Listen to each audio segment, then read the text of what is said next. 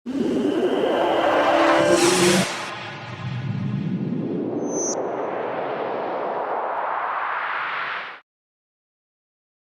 दोस्तों, नमस्कार। मैं प्रदीप मिश्रा हाजिर हूँ आपके अपने चैनल प्रदीप मिश्रा एस्ट्रोलॉजर। आज हम लोग बात करेंगे अष्टम भाव में गुरु बृहस्पति देव का कैसे फल देते हैं। आप जैसा कि इस कुंडली में देख रहे हैं कि जहाँ पे बृहस्पति देव बैठे हुए हैं उसे हम कहते हैं अष्टम भाव। कुंडली का अष्टम भाव आप भी जानते हैं त्रिक भाव आता है 6, 8, 12 जिसे हम त्रिक भाव कहते हैं। लेकिन लोग कहते हैं अष्टम भाव खराब है। अष्टम भाव खराब नहीं होता। रीज़न क्या है, ज़िंदगी में जैसे हम पैदा हुए हैं और आखिरी एंड तक जाते हैं तो कुंडली का जो मेन इफेक्ट रहता है वो ये बताता है कि कैसे हमें ज़िंदगी में अपने आप को कैसे सर्कुलेट करना है।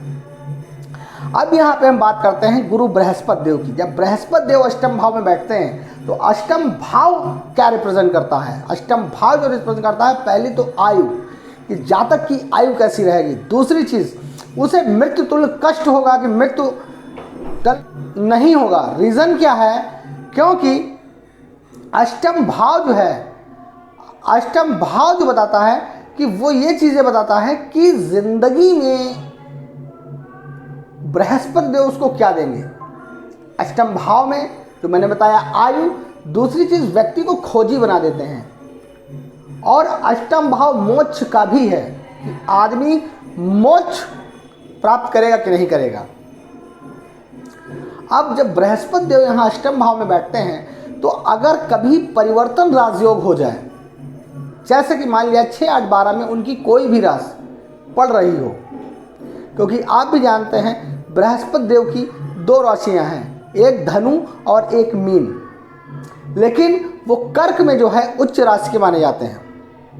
उच्च राशि के होते हैं तो वहाँ पे अगर उच्च राशि भी पड़ती है अष्टम भाव में तो उसके रिजल्ट्स और अच्छे हो जाएंगे। अगर मकर नीच के पड़ जाते हैं तब वहाँ पे प्रॉब्लम्स होती हैं कि वो, क्योंकि जो बृहस्पति देव हैं उनकी 3 दृष्टियाँ हैं, 5वीं, 7वीं और 9वीं।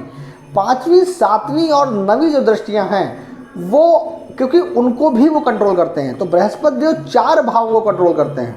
अब जैसे अष्टम भाव में बैठे होंगे तो अष्टम भाव को तो कंट्रोल करेंगे ही, और उसके बाद 12वें भाव को, द्वादश भाव जिसे 12वां भाव कहते हैं, उसको भी कंट्रोल करेंगे।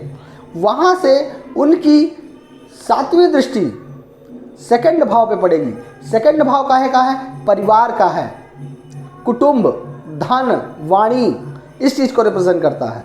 और जो उनकी 9वीं दृष्टि चौथे भाव में पड़ेगी, जो कि भौतिक सुख जो मेरे पास होता है, और धन, प्रॉपर्टी और माता, इन चीज़ों को रिप्रेजेंट करता है। तो यहाँ पे जब गुरुदेव बृहस्पति बैठते हैं तो अगर अच्छे बैठे हुए हैं तो पहली चीज़ थी कि बृहस्पति देव यहाँ पे व्यक्ति को जो मृत्यु तुल्य कष्ट की बात होती है वो मृत्यु तुल्य कष्ट नहीं, ऐसे जातक की जो मृत्यु होती है बहुत, या तो अधिकतर देखा गया है तीर्थ स्थानों पे होती है। जातक सामान्य मृत्यु को प्राप्त होता है जो बहुत ही नॉर्मल मिलती है और बहुत सुखद मृत्यु होती है।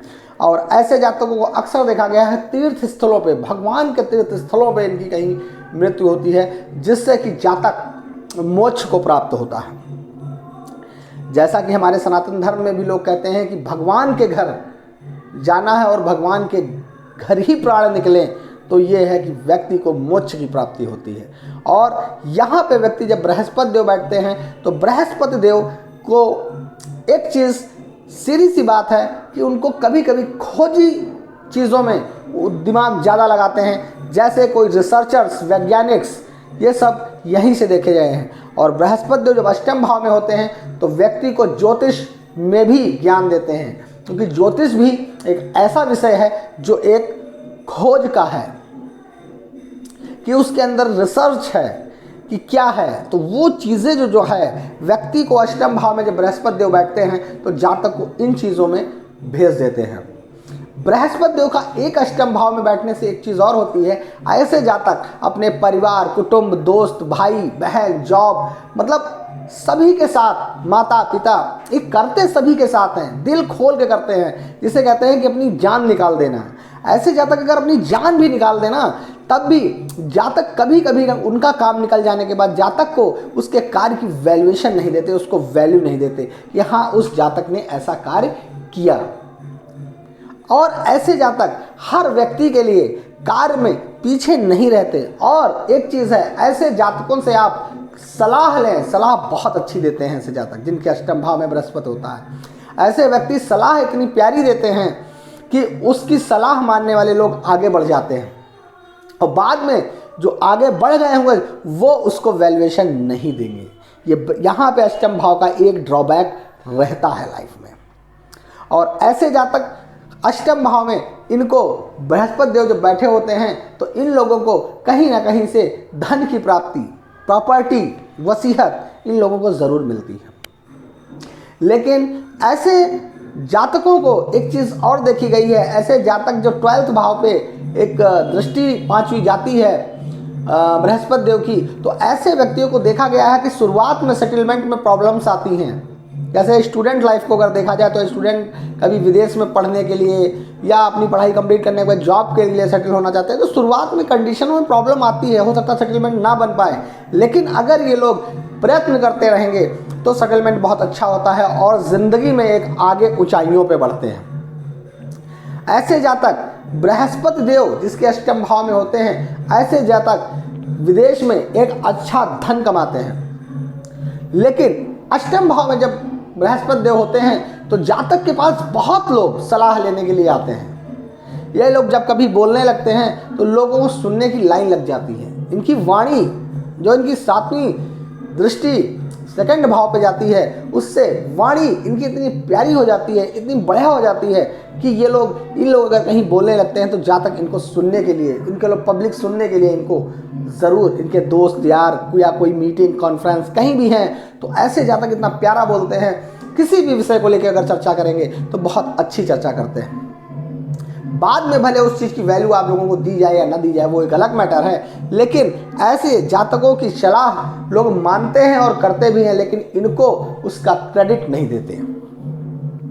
जब यहाँ से 9वीं दृष्टि, अष्टम भाव से जब 9वीं दृष्टि 4थे भाव पर डालते हैं तो मैंने एक बात आपको बताई कि धन, प्रॉपर्टी, वसीयत इन लोगों को मिलती है, तो वो इनको ज़िंदगी में मिलती है, वो इनको यहाँ से मिलती है। और ये लोग, लेकिन एक चीज़ और है कि अगर कभी अपनी ही धन प्रॉपर्टी में कोर्ट कचहरी करनी पड़े तो ऐसे जातकों को नहीं करनी चाहिए, क्योंकि कोर्ट कचहरी में जब ज़्यादा जातक पड़ जाते हैं तो ज़िंदगी में परेशान होते हैं और उनको फिर दिक्कतें आती हैं उसी प्रॉपर्टी में।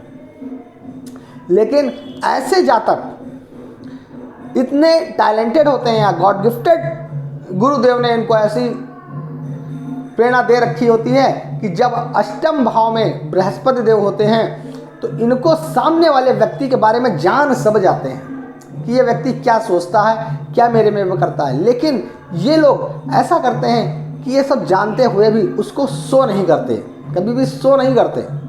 ये इनकी एक खासियत होती है। और अष्टम भाव में बृहस्पति देव ऐसे जातकों को अंदर से बहुत ही मजबूत बनाते हैं, स्ट्रांग बनाते हैं, इतनी जल्दी घबराते नहीं हैं। लेकिन जातक कभी कभी परेशान हो जाता है तो उसे छोड़ सकता है। लेकिन अष्टम भाव के जातकों को मैं ये बात ज़रूर कहूँगा कि अपनी चीज़ों को बहुत शेयर ना करें, अपने टैलेंट को भी शेयर ना करें, अपने कलीग्स से शेयर ना करें, क्योंकि ऐसे जातकों के साथ धोखे हमने अक्सर देखे हैं कि वो किसी भी बिजनेस में हो या अपनी जॉब में हो तो अपने गुण बता देते हैं और गुण बताने के साथ उसका वो लोग फ़ायदा उठाते हैं और उससे जातक के प्रति ही षड्यंत्र करके उसका नुकसान करते हैं। तो ऐसे जातक को, जिनके अष्टम भाव में बृहस्पति देव होते हैं, उनको ये करना चाहिए कि अपनी अंदर की बातें, जो उनकी मजबूती है, जो जॉब का टैलेंट है, अपनी चीज़ें हैं, वो शेयर नहीं करनी चाहिए।